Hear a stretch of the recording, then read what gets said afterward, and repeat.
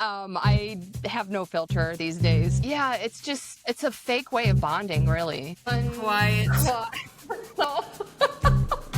Did not go well. and that was like the straw that broke the camel's back that led to my total emotional breakdown. Thank you, Melissa, for listening to your intuition. My mom being dead. And Angie. Just see you next time. See you next time.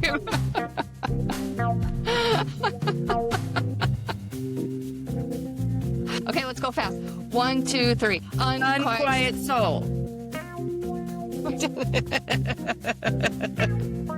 Okay. I can't stand that.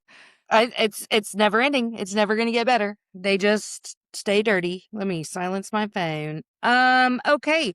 Welcome back to Unquiet Soul with your hosts Angie and Melissa, to be futurely sponsored by the one and only Ollie Pop. Hello. Okay, this is my first time trying this. Okay, try. I hope it's not disappointing. Ooh, I like it. Okay, wait, you Blackberry? said blackberry? Blackberry vanilla. Because we didn't have strawberry. We had blackberry vanilla and cherry vanilla. And I don't like cherry flavored drinks because it reminds me of cough syrup. I like cherry flavored drinks, but the cherry in this realm hasn't been my favorite either. It's a little Okay. too strong. Interesting. But I don't know that I've tried it with vanilla, so now I might have to try that. I went with the regular old cream soda today, so Yeah, that's like an oldie but a goodie. yeah, I love me some cream soda. I actually was gonna drink one earlier, and I was like, because I have not, if I'm being honest, haven't drank a fucking ounce of water today. And so I was like, no, you have to save that for the show, because after that you're gonna need to start pounding some water. Because you're being naughty. Because it takes me hours to finish my energy drink from the time I wake up. Oh, I know. I Probably usually like just 5 hours. I usually like sip on it all week long. That's how long it takes for me to finish an energy drink. For real. No, for real, from like 6 a.m. to 12:30, if I don't just give up by then and just be Yeah. like, fuck, I cannot drink any more of this. Anyways, how are you today? I'm good. How are you? Pretty good, pretty good. I really like your shirt. Oh, thank you. It's actually It's a so cute. dress. Oh, it's a dress? Yeah. It is dress season again, isn't it? Have you ever had lymph drainage? Like, have I ever gone and had that done? Yeah. No, I need to really bad. Yeah, I had it done this weekend. It was amazing. Tell me about it. So I know this girl who, and I think I want to be friends with her because she's like all witchy and like into tree hugging and stuff like that. And I'm like, I need to start hanging out with you. But I got it done this weekend and like she was amazing. My favorite part was like she explained everything before we even got into it, which I feel like is really lacking, even with massages. Cause sometimes it's like, Agreed. is this supposed to be hurting this bad? Or, like you don't Right, really know what's yeah. going on. So she explained everything right up front. And it was so educational because I just thought we had lymph nodes. Like I know you have lymph nodes in your neck and armpits and like a few other places, but your lymph is like this whole system throughout your Yeah. body. And I was like, oh my God, I didn't even know that. And it runs your entire immune system. So by doing this, it's actually preventative health. And the more she started telling me about it, it made me angry because I was like, if more people were doing this, then we wouldn't be getting as sick. But I don't think they Mhm. want us to be healthy because then we can spend money on Right, pharmaceuticals as and long as we live in a for-profit healthcare system, exactly. they don't want us to be well. And it was really cool because the coolest thing was I'm better than I used to be. I used to like grind my teeth and have a really tight jaw, and it's better, but it's still tighter than I would prefer. And this was on Saturday. My jaw has been so loose. I even texted her yesterday. I was like, "Oh my God, is this like a side effect?" And she was like, "Yeah." So, yeah, it was amazing. So I That's highly recommend it. And awesome. it's good for preventative health and not getting sick. I And can it's like definitely not feel a lot of areas I need. I need some help with drainage, like, just getting things moving because I don't move enough, so my circulatory system's off, everything's off, you Mm. know? Yeah, that would be perfect for you. Also, like, sometimes massages can be uncomfortable, like, in terms of, like, it hurting or but it wasn't like that at all, and I still feel, like, totally loose and much better.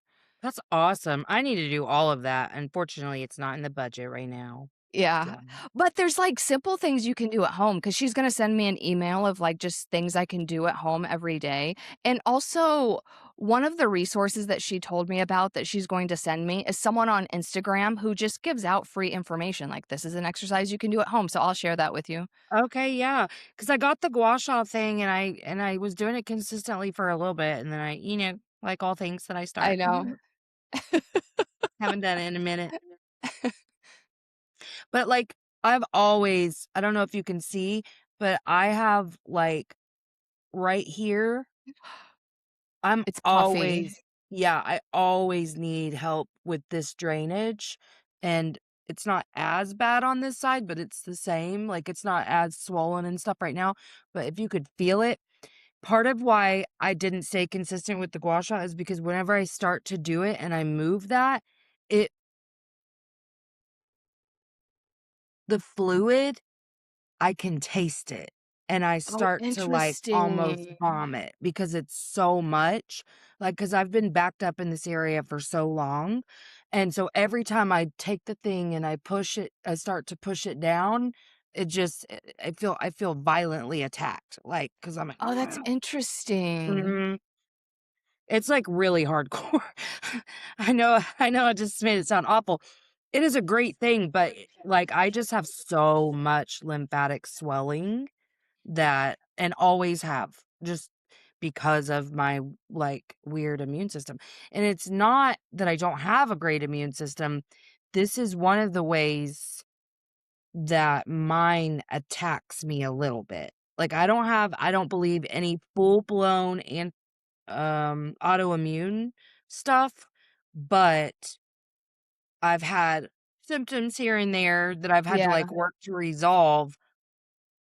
And so that's one of them. Like, it just my lymphatic system swells quite like, I think that that's why I've been having swelling in one of my feet. Like, not a ton, but at Yeah, 46, no, I that gotta is start why. taking care of that shit. Yeah. Yeah. Do you So I need to be have doing stuff for sure. do you have issues with your heart or liver that you know of?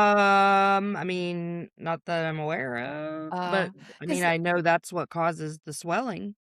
yeah, because, like, that's the other thing, like, your lymph ultimately, like, passes through and I may be saying this wrong, but I know your heart and liver play a big role, so that's why people with heart problems, like, do get the swollen limbs and Mhm, stuff. mhm. Yeah, no, I've never had anything, but, I mean, that still young, who knows, you I know? know. Who knows? I guess I shouldn't claim it. "No, I'm good, I'm Yeah. healthy." I Yeah. feel like things always pop up as you get older. Yeah, I mean, I'm sure there will be something, but really most of mine feels like if I was eating in a way that controlled my blood sugar better and I exercised more, it'd probably be just fine, Yeah. and drink more water. Sometimes I do great with water, and sometimes I just don't. But even, I'm in a not like, great time. drinking Olipop is better than not drinking anything. That's true, and I love my Olipop. Wink, wink, hint, hint. We should just go ahead and record a little video and just try to start pushing it out.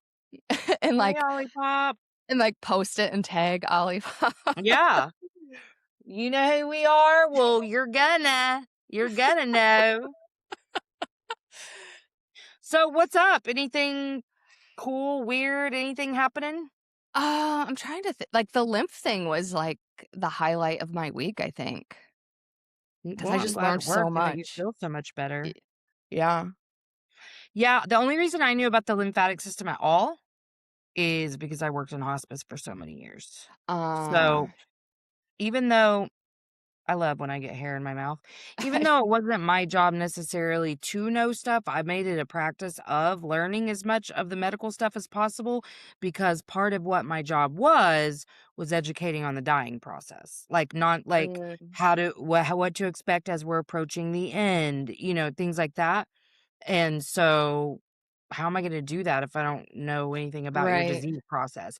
And part of my job was to educate on the disease process, to reinforce anything that the nurses had said because they don't remember anything in those first couple meetings that you have because it's just too much information at once, you know? Yeah, and it's, like, kind of shocking to be involved in a conversation about how you're dying, Yeah, and I you would would think. think maybe people would think that even someone who's been on hospice for a little bit would be more open and accepting to the information, but they are Mm, not oftentimes. So, that's why I took it really seriously to understand each part of the process because I mean, I just wanted to be able I took that seriously to be able to walk somebody through that part, you know? And I always people are always like, "I don't know how you do that job, blah blah blah."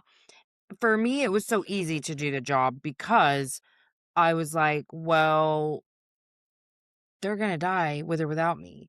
But yeah, with me, I can make this a much better, smoother, more peaceful process, which meant a lot to me because of my own losses. And like I remembered the faces in the room when my mom died. My dad died suddenly, but my mom, we had the opportunity to be there. And so that meant a lot to me. And I wanted to be able to offer that type of support to other people. So it wasn't, plus, I was so emotionally unavailable. I could really just, uh, separate myself, and the yeah, only time I had a hard time, which was one of the contributing factors to finally wanting to leave the job, was pediatric patients. I didn't feel qualified to talk with grieving or bereaved parents. I didn't want to. I didn't wanna be faced with my own worst fear, and yeah, to me, the way I felt about it at the time was, "There's nothing I can do to ever, because this is a process you don't ever, get past. Whereas I feel like or maybe at the time I felt like with other losses, there really can be healing around it, but I felt it, with this being my worst fear, that, nothing was ever gonna be better for somebody who lost a child, you know what I mean? yeah. So, it was just my own fear, but I also just felt really useless in that, I just didn't feel like I had anything. I went to a training and learned about, creating memories for them that parents could keep. And so I tried a couple of times to at least take that route.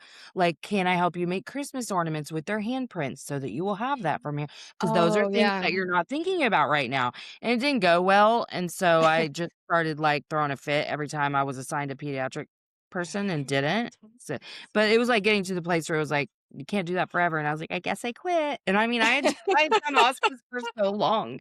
I also felt led to move to education, but, Yeah, but really, I probably wouldn't have even considered it if I had been, fully happy still, but I was right. like, "Yeah, I'm useless here, or I cannot talk to people who are losing children because I don't know what to say, and I feel awkward and feel like I'm making it worse," you know? Whereas now, obviously, I don't feel that way, but it was too hard for me. I was like, "But your kid died." Would you say anything different in hindsight? Mm, yeah, I would show up to the whole space different now Oh, the reason because I ask is because, like, prior to my dad dying, when someone would have a death or whatever, I never knew what to say.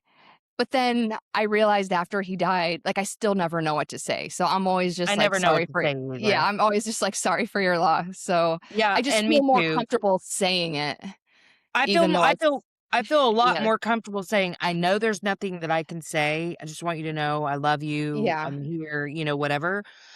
I think what losing a child taught me specifically was, um, very concrete ways I can show up in a physical sense, which we've talked about, but yeah, I think that's the one difference, um, and I think it made me much less afraid to send those messages. I don't feel awkward the way I still did even after my other losses. I don't feel uncomfortable having the conversations, but I think I would have the energy I would have brought to those situations would have been much more it would have been very similar to how I was showing up with the grown-ups. I felt Yeah. very comfortable. I felt really authentic, and I felt,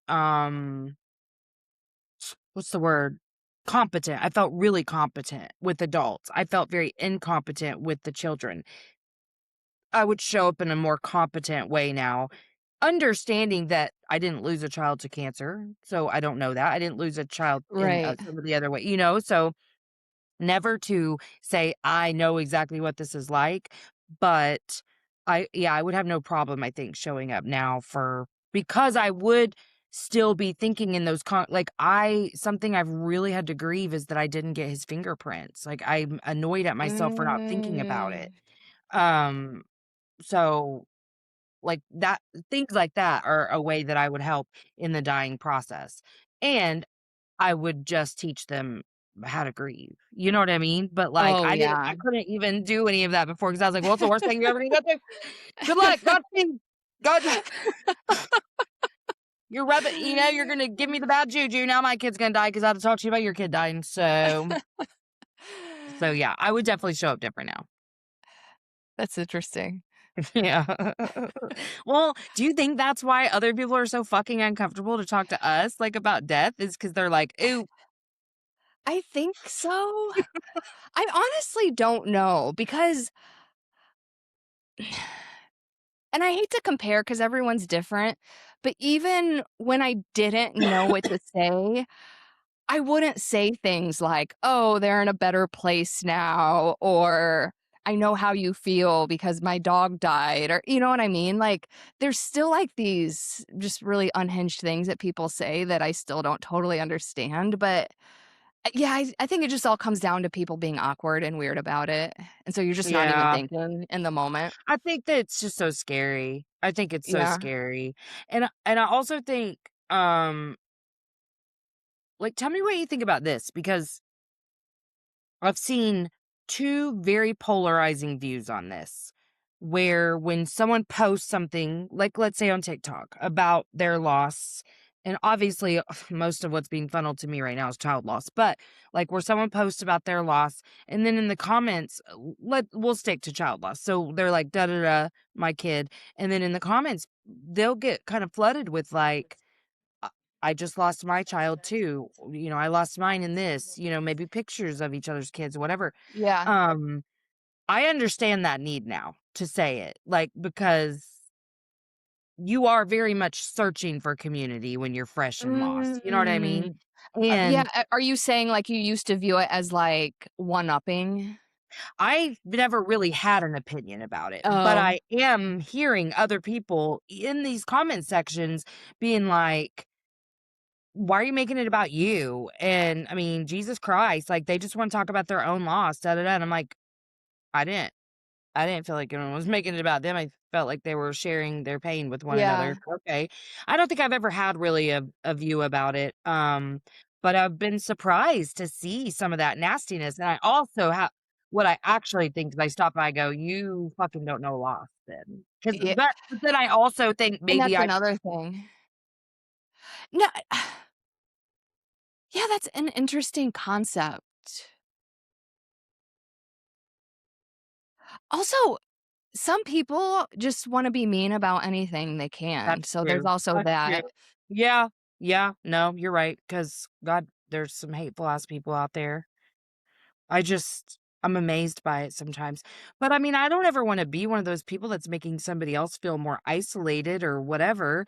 To me, if somebody commented on my post and said that, I wouldn't feel like they weren't seeing my pain, you know? Yeah, 'cause that's what I was just trying to, like, process. If I were posting, how would I feel if someone shared their own experience? I would like to say I wouldn't feel as alone, like, I don't think it would bother me. That's what yeah, especially with the child loss stuff. I think Yeah. grief makes us feel isolated no matter what, but, and you know what? I won't say I think I've just noticed those feelings the most in this grief process. They were definitely there, and I've certainly seen Bryson go through the same thing. So I don't think it is necessarily exclusive to child loss. I think I'm just aware, I'm like acutely Yeah. aware of all that stuff this time versus like just shoving all my feelings down, just trying to do whatever. Because yeah, having watched Bryson experience that isolation too, and just trying to explain to him, like, I think we just feel that no matter what. Like, it's Mhm. just what it leaves you to feel because it's so hard to quantify your loss to someone, you know? Oh, yeah, like, it's so hard to explain.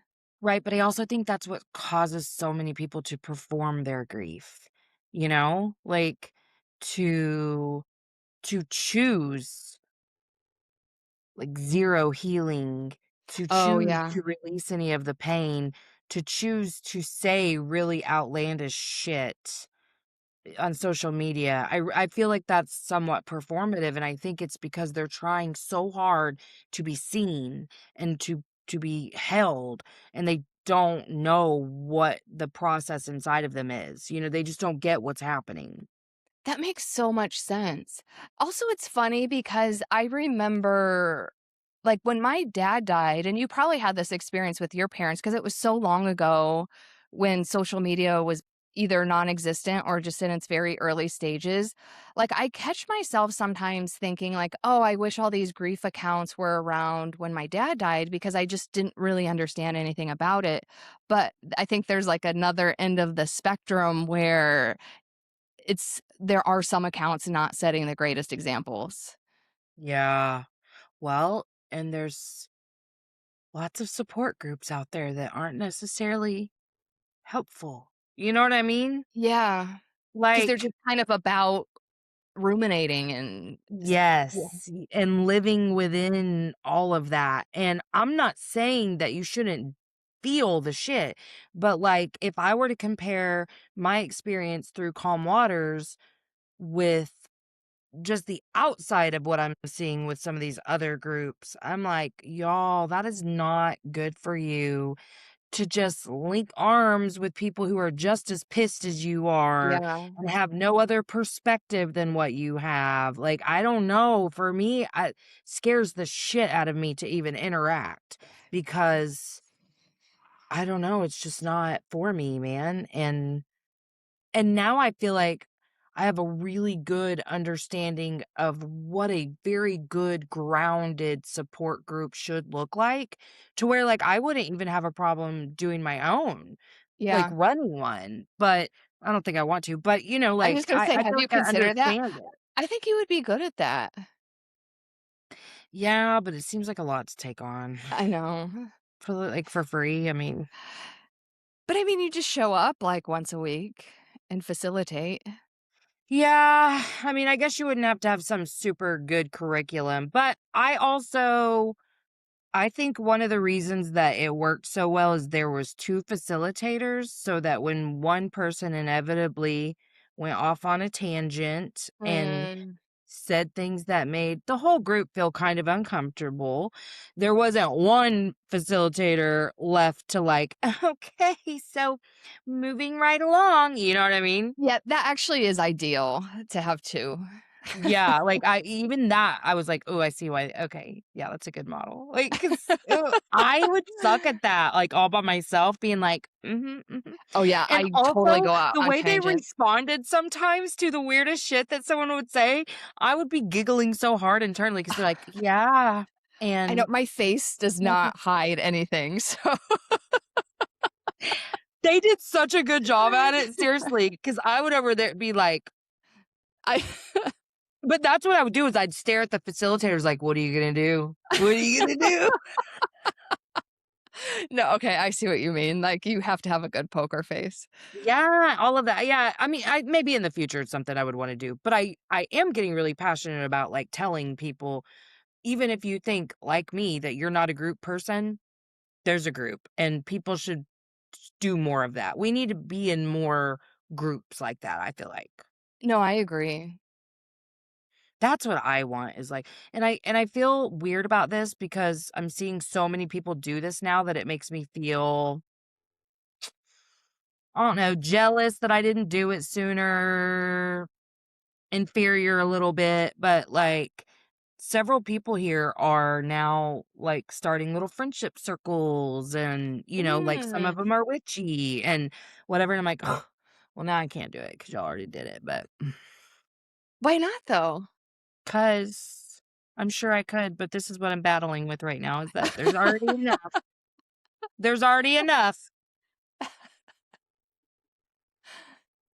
Now I just feel like an imposter. You can start an Olipop club. Bitch, I'll throw my Olipop at you. That's what I'll do. So, yeah, I don't know, more people need to be in groups, I think, and I really liked my little friendships that I made. I don't know if I'll make the time to go back in the fall just because with my evening clients and having to switch them around, I don't know, but I might. So you're not doing it over the summer? They don't have them over the summer Oh.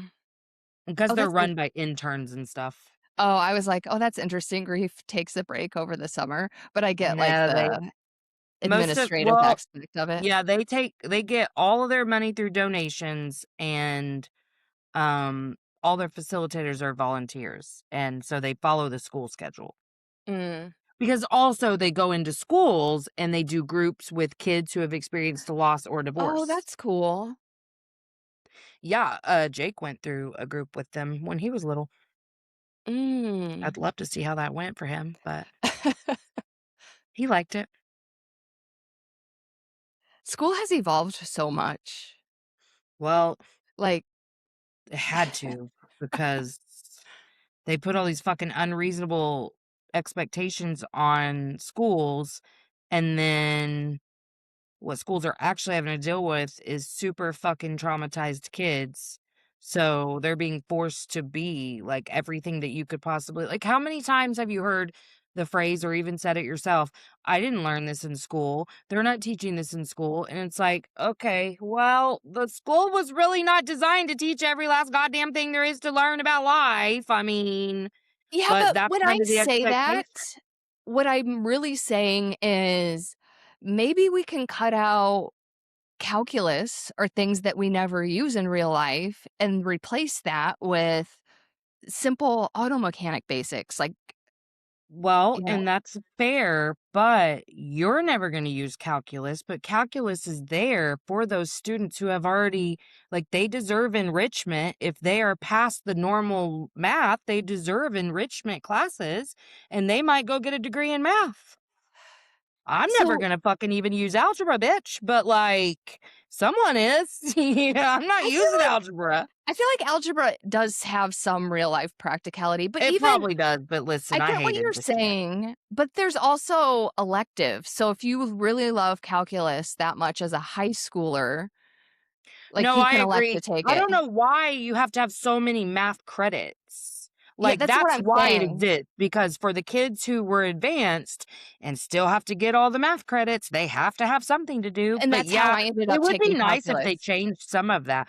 And that has gotten worse. Like, Okay. for sure, they've added extra, like, from the time I graduated high school to now, they've added like an extra of almost everything because you used to have a lot more electives your junior and senior year, Yeah. but and you still have some, but like, yeah, no, you gotta have so many credits, but I do think, the smart kids probably are opting to do those math Yeah, classes and because a that's lot of the true. smart kids are doing what's it called? Bryson did this advanced standing kind of thing. Like they're taking it in high school, but it's actually for college credit. Yeah. So that's the thing too with college being so expensive. A lot of them are doing that and getting college credit for it if they take the test at the I can't remember the word, but Yeah, I um think we had that. I can't remember if I'm I did sure we did, but anything. I barely passed geometry. So I had to take the semester that I failed of geometry, which was the semester my dad died, and it was like my first class of the day, so shocking. Oh, I had to redo that semester my senior year, interesting. but I I did know VOTEC too. you did what? VOTEC, What is that? a vocational technical school. Oh, cool. What did you do? Oh my god, I did business and computer technology because my grandma fucking forced me to with all of her pleading. because What would you she have done did if it it and wasn't for wanted to be her? a secretary, and so she really pushed me in, and then even when I got my fucking master's, this bitch is over here like, "But you were so good at being, you could make Being a those spreadsheets." secretary? Yes, bitch! She'd, like, call my master's a piece of paper and then be so proud of the, like, fucking 2 years I put into Votech. Bitch, But I'll keep it. even Votech, there should have been more of that, 'cause that's more We had all the opportunity in the world to do Votech, and they still do. see, for us, Here, it was I'm saying here. more I don't think there was a business track, it was more for, like, cosmetology school. It was more like the things that you wouldn't Oh, see, go we to have college accounting. for. You could go get an Oh. associate's in accounting in high school. Oh, we didn't have that. Yeah, nursing, accounting, I mean, name it, there's a Votech program for it that you Okay, can so go to that's the half a kind of day. stuff I'm talking about, like, just Yeah, real see, I guess we're practical lucky knowledge. here. We do have a Yeah, lot of that, like, a lot, and we have a lot of Votex now, like, just, if one's full, there's another one, and that wasn't always the case. When I was in high school, there wasn't as many, but now there's a lot, and so I do feel like that's gotten better. But I also think the standards, like, having worked in education for 7 years, the literal worst 7 years of my life, um the expectations are just crazy. The way they make educators feel, and it's just from the top down, a system that creates all this conflict. Like, the teachers fucking hate each other. All they oh, fucking really? do is talk shit about each other, and because the system is designed for that. Of It course. is designed to make you hate yourself and each other a little more every fucking day, and they blame you for student behaviors all the time. And sure, sometimes I've met plenty of teachers that they were the problem, and they could have gotten a lot better results if they didn't feel like, they're just that boomer ass mentality, you know what I mean? But Yeah, but also the system is real fucked. And I'm like, here in Oklahoma, I think we're literally last in the nation now in education. there's no And way you're behind Hawaii. There's no way. I don't remember, we're pretty, I'm Like, gonna Google it. our high school graduation rates are, like, less than 70%. You wait.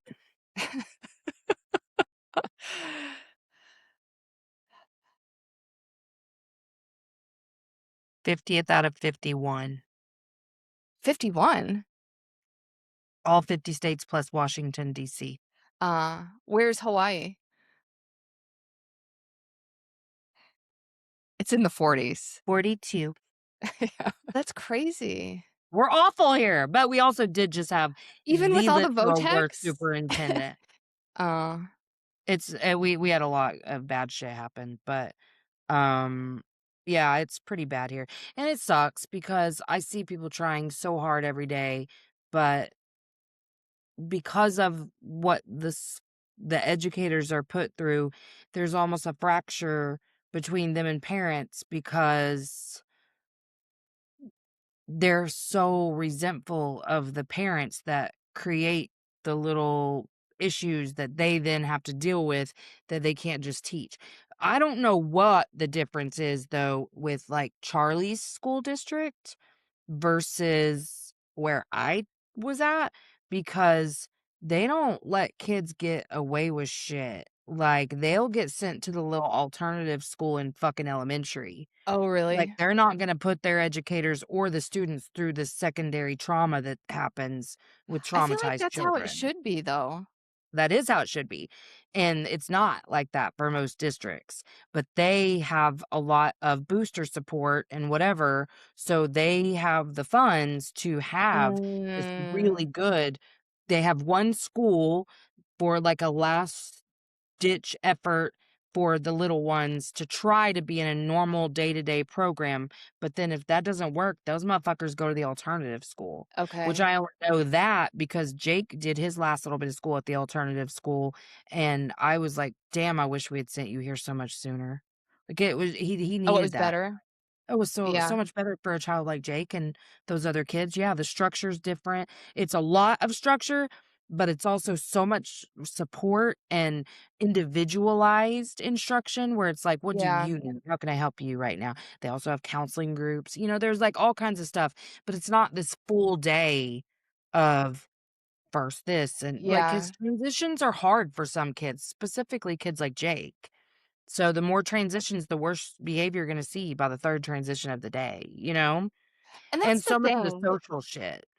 Yeah, because part of it is how they're raised, and I agree with teachers, like, if you think about it, Monday through Friday, the teachers are spending more time with the kids than their parents are, so I Mhm. get what they're saying, like, they shouldn't have to deal with behavior issues that their parents Yes. aren't setting, Yes. but, yeah, like, that whole school system structure is grueling, it's not meant for everybody, and that's not how real life is. No, and it was designed to create a factory worker. Yeah, Like, whenever that's how they created the school system, they wanted you to be able to do something outside of farming, but you needed to be able to take certain instruction and whatever, and it just hasn't evolved enough, I feel like. But, I mean, as a parent, it was frustrating because I'm like, "I wanna be on your team, but you're assuming so much about how I'm handling this behavior at home, and no, I'm not gonna beat his ass. I'm not. So, yeah. if that's the one solution you wanna offer me, then we don't have anything else to talk about." Wait, You know what I that was mean? the solution they offered you? Oh, it was always like, just mentioned, like, he had a fucking teacher in 2nd grade that said, she had never met a child that she wanted to spank more that wasn't hers. Oh my And god. I was always mentioning spanking and shit, and I'm not saying spanking is necessarily bad, but, like, I'm gonna spank you for something you did 7 hours ago? I know. Not no, not happening. And then she'd also bitch at me about electronics, and I'm like, "I understand, but there's only so many things I can do to reward the behavior that I want to see." So if he got, like, all of his little, points for the day or whatever system we were using that year, then he got to use his iPad that night or whatever it was, you Yeah, know? And then if he didn't, he had no electronics. So, like, fuck you for telling me what to like, I don't know what to fucking do, but that fracture is why I didn't trust any of them when they were pushing yeah, meds on me. I That's one of the biggest decisions I would change now is putting him on meds very young.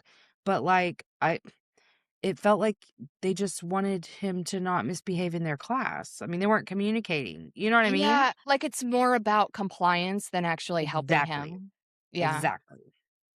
And even the ones that tried to make it about him, aside from his 1st grade teacher, like, she really did love him so much, and I should have listened to her more, but I was scared, so I didn't. But, like, his 4th grade teacher is the one who accused us of having his brother do his homework. just out of pocket, like, no Yeah. reason. Yeah. Yeah. And I was like, "What?" And so, yeah, I'm not gonna listen to you talk to me about diagnoses. You're not a fucking mental health professional, first of all. Yeah, You know? So, I get it on both sides. That's why when I worked in education, I really tried to approach it more as a parent than an educator, and I think that's why I always had the parents on my side. Like, we got along great, because they knew, like, if I said it, I wasn't just being an asshole. Because I yeah, left them out of most things. Like, I only included them when I had to, you know? But I think it's sad because if the educators were not expected to put up with the stuff that they have to put up with, and I mean being cussed at by kids, like, nonstop, like, violence in the classroom. yeah, I mean, I've certainly been hit by a kid, like, breaking something up in the classroom, you know? I didn't give a shit, but I was. yeah, So, I mean, I wasn't afraid of that kind of stuff, but I don't think that I should have to put my body at risk either.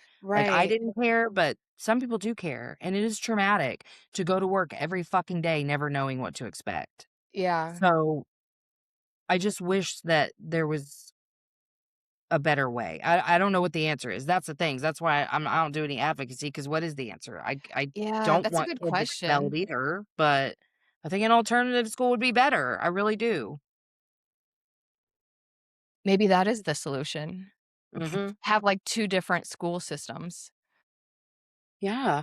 Just I don't know why there's not more opportunity for that because well, probably because Because everyone's then fighting over, like, the dumb shit here, you know what I mean? Like, oh, I know. in terms of education, We got these idiots who are like,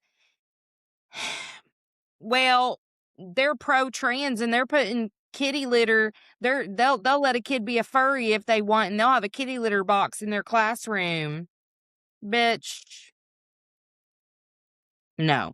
And also there are people who are fighting over like what I did as a school counselor, which was doing guidance lessons mostly over conflict resolution, regulation skills, things like that. But also a lesson about like how families can look different. Oh, Mm. no, don't be teaching my kid that being gay is okay. I'm not fucking assigning any morality or judgment at all. I'm saying other people's families may not look like yours. Yeah, because they may be going to school with someone whose family is like that. Yes, but they do not want you to have kindness, compassion, or empathy for those people. And they certainly don't want the S school counselors talking about it. so this is where it all starts. Yeah. Yep. Got it. It's wild. It is wild. Here in Oklahoma, we had this whole thing where they made teachers.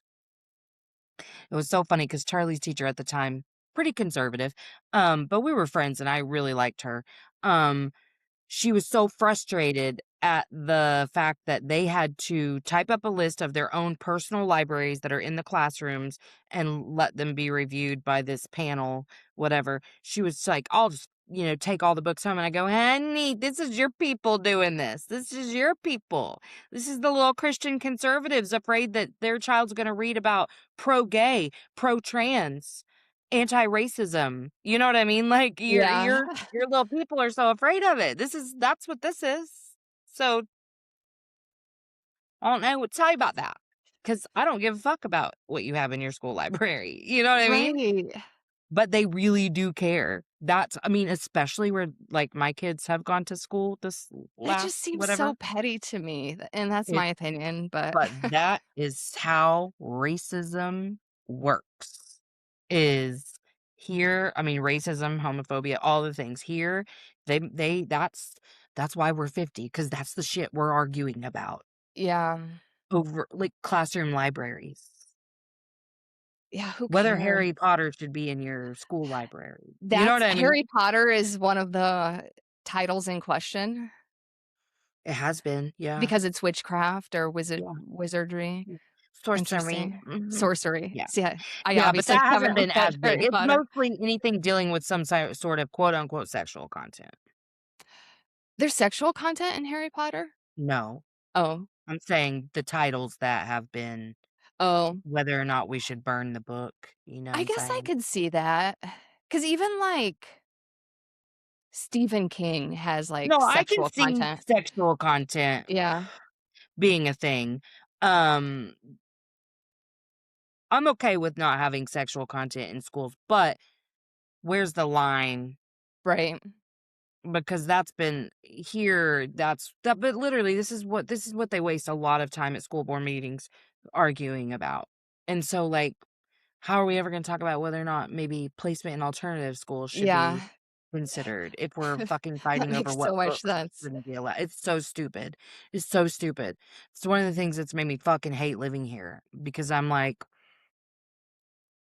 y'all just don't get it. But I also think so much of my perspective is because I did have the opportunity. I think that you should be forced to substitute regularly in an inner city school before you get to just pop off with some of the opinions I've heard, because you don't Mhm. know shit if you haven't done it, you know? Right. I told my own husband that plenty of times, that until he does that, he needs to keep his fucking mouth shut about recommendations for education.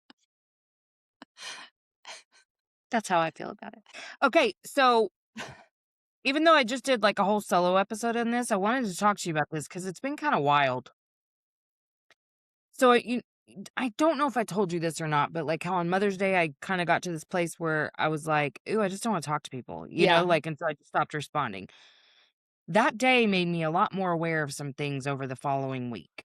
Mm. So, I can't tell you how many times I receive some sort of communication, email, text, DM, comment, that I feel resentful about. Like, I'm not even gonna give an example because it's all the time. Like, it's so many different ways for me to go, "I can't fucking believe that, like, you would message me about this or that you would call me about this." Like, it's weird. Like, Wait, give so one example. let me think of one. Um,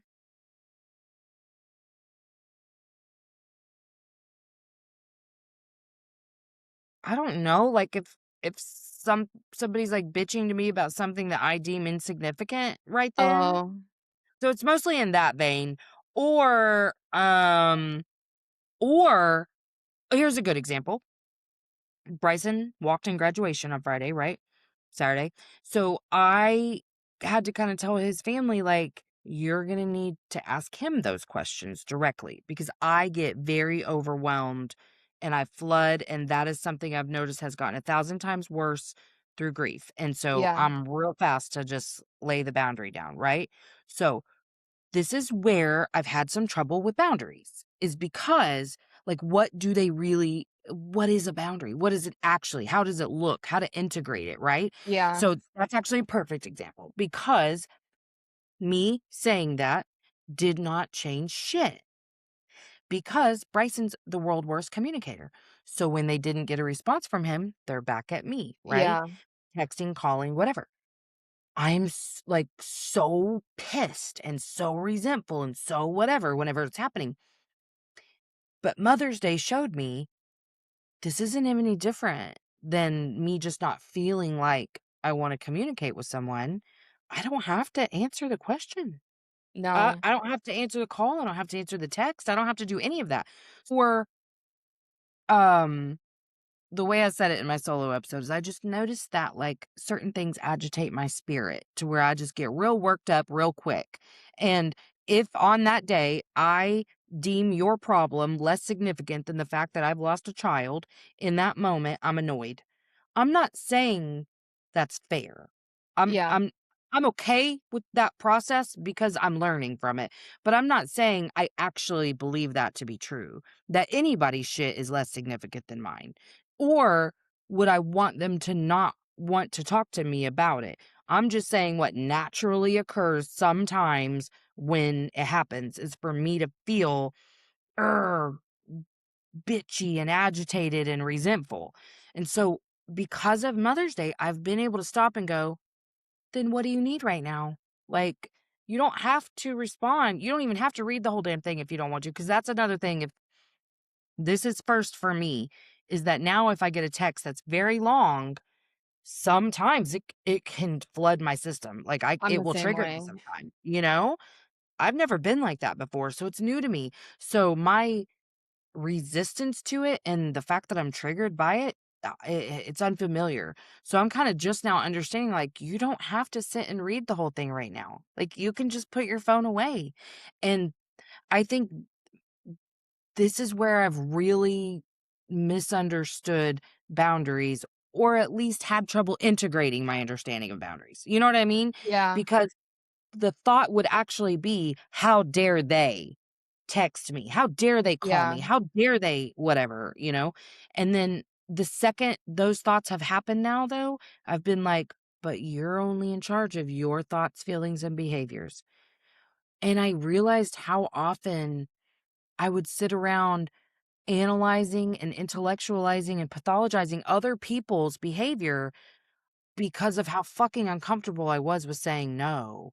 Whether yeah, it was like a verbal no or like a no to an experience, like internally, whatever it was, because I'm a people pleaser.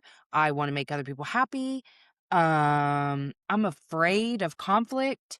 And it just made me think about, like, all the times before in my previous life where, um, somebody would ask something of me that I really wanted to say no about, but because I didn't want all the fallout and all the chaos and all the conflict of saying no, I'm now pissed that you asked. yeah. Can you fucking believe? And then here's where it got worse, because then I'm gonna call another person and be like, "Can you fucking believe that they asked me that?" And then they're not on my side because, like, seemed like a reasonable request, and it's also okay for you to say no, but, like, I don't think it's, like, Yeah. wild that they asked you that, you know what I mean? Not like, "No one's ever on my fucking side." It was just so much, like, all because and I understand that what I'm saying is not revolutionary. I'm surprised it took me this long for it to, like, hit this really intimate space, but I just feel like I finally fucking got where I was standing in my own way before. Does that make sense? No, it makes a gazillion percent sense. I find it so relatable, and I think the reason we don't talk about it more is because we're now in this on-demand society. It was bad enough with just phone calls and texts, but now you have Instagram, WhatsApp, Telegram, Voxer, like all this shit. And I turned Email. off half of the notifications on my phone because I was like, I just can't handle it. But that's just it. That was on me to Mhm. control how I respond because other people don't know if I have the capacity or not. Right. So it's my responsibility to and I honestly, like, cause I used to be a people pleaser, so I used to Mhm. had to respond right away, read Yep. everything right away. Sometimes, like, I see that I have a bunch of text messages, sometimes I don't even read them till the end of the day because it's like, I Yeah. just don't have the capacity right now, but yeah, you have to be able to be the one to evaluate that. Yes. Well, and I think you saying capacity made me realize that what actually have to happen, the shift that's happened internally is I'm no longer like, of course, in my intellectual brain, the thought was they are like, they shouldn't try to come to me for something insignificant. Yeah. And then I realized what I actually meant was my capacities changed. Cause Yeah. I used to could have read messages and responded quickly with no effort given. So, but my capacities changed. And I think that's what's really helped too, is I'm not placing this responsibility on anyone else anymore because I was living in kind of a confused place around this. I didn't understand why I was so pissed off. That's not necessarily the right way to phrase it, but I was pretty agitated with people on a regular basis. And I was constantly just having to work through that. Like, oh my God, now I feel like a bad person again because I'm having an angry thought at someone. And I'm just having to understand like my capacity's changed and I don't ever even have to express that to anyone. I can Yeah. just not reply. I can not read. Since Jake died, I definitely I only check like pod match once a day. I instinctively will check email more than that, but I don't respond more than that. You know Yeah. what I mean? So there's certain processes that I've kind of just organically put into place because I didn't have the capacity. But it's nice because it's like I'm recognizing. So I'm no longer even allowing the shit bitching in my brain about this other person. I'm just going, oh, Yeah. I don't have the capacity for that right now. That has been a huge shift.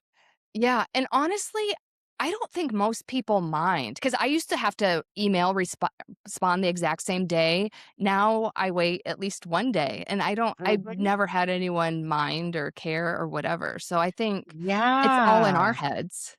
Absolutely, yeah, just like a label that we felt like responsible people had to show up in this way or whatever. Um, well, and also over caretaking because there were times in certain circumstances, specifically text messages with friends, I did fucking care for a long time. So then I made it my responsibility to act in the way I wanted other people to act, you know? Mhm. Whereas it got to where I was like, huh, well, I'll just do the same thing and it's fine, you know? But it's Yeah. all about the story. It's all about the Oh, story yeah. though, because now I just know people who don't text back right away, s- that's about them. It's not because I'm annoying. It's not because I'm too much. I'm not needy. I'm not clingy. They'll just respond when they are ready to, you know? Yeah. Which used to really like all the stories, like I just felt like I was so annoying. And now I don't feel that way. Oh, I love that. Yeah, I've had to go through that shift though as well. I think it's really hard with just like this on-demand society. And I think a lot of people Yeah. fall into it, which is why when you're the one to pull back, it feels overwhelming and confusing because everybody else is still messaging you. Yeah. Yeah. And I've also just had to like understand I don't need to analyze myself either. Like I don't need to try to understand why my capacity is what it is, why a certain thing got on my nerves for a second. Like, I've just released any resistance around that, which had been kind of in my process for the last few weeks. But I think that now, coupled with awareness, I'm just aware that that's actually what was happening. And I didn't see how often my thoughts would go to "How fucking dare you?" Like, all the fucking Yeah. time, dude. And now I'm just like, "Oh, I just can't right now." Like, nothing wrong with you. Nothing wrong with you. But I think it was like, kind of one of those archetypes of shame that I've always really liked, which was to like be mad at someone else so that I didn't have to feel something. Whereas Oh, now yeah. it's just like, oh, I don't, none of this even needs to be that serious. I just don't have the capacity for it. And that's okay. Mhm. I don't have to tell them that because I used to think that boundaries did, like, I needed to say, this is how we're going to move, So you so that's know? a shift that I've made though, because I used to be like, I don't have to tell anyone why I'm doing something. But there are certain people I'll say, like, I just don't have the capacity right now. I'll get back to you tomorrow. I guess it Yeah. depends on the relationship, but Again, yes, I agree yeah. with that. I agree with that. And I did think it was okay for me to say, I'm not going to be responding to questions related to this graduation or Yeah. this or whatever. Like, sorry, can't. But I didn't give like reminders per se. But yeah, like I'm not gonna like apologize to just everybody for not like responding to their emails sooner or whatever. Right. But yeah, I think it's okay. But I think what I more mean is like I think I always hoped if I said I don't have the capacity that they would change their behavior. Oh, yeah, I've, like, stopped You know what relying I'm on that. saying? Yeah, because people that was, like, the first harsh lesson I learned when I learned how to set boundaries is that people will walk all over them, so you have And to they stand love to firm. try to cross them, they do, but I understand that that's because boundaries to people who don't have them feels like abandonment, Oh, but yeah. I didn't necessarily know how to hold that boundary, but I think the work I've done to feel that enoughness, like, I can handle the conflict that may arise, it may not even arise, girl, but, like, if it does, that's fine, we'll deal with that, Mhm. and now I just feel so much more attuned to myself and ready, willing, able to be like, "And I hear you, and it wasn't about you, and I'm sorry you made it about you." You know what I mean? Yeah. Well, I guess that's our sermon for this week. Yeah, I think that's super relatable. So, good Well, way to good, end. because it feels so stupid to be like, I understand boundaries now. It's one of those cycles of learning that has come back around, and I feel like I understand it in a way that's so empowering now, and where I feel like this was an area that I maybe still had a victim mindset around, and Yeah. so I'm just really appreciating the learning, honestly. Yeah, I love that you're sharing it. Thank you. Okay, well, thank you to our sponsor, Olipop.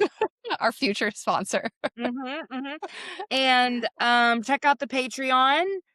Uh like, well, by the time you hear this, there will be an episode there with a quiet part put into the Patreon that wasn't for the general audience. So check out the Patreon. We have a few levels there. Check out our bio site and link tree in the show notes. We'll see you later. Bye. Hello. Before you go, make sure to check the show notes for all the links. You can join us on Patreon to get our weekly companion, The Unquiet Lowdown, and explore the other membership offers waiting for you there.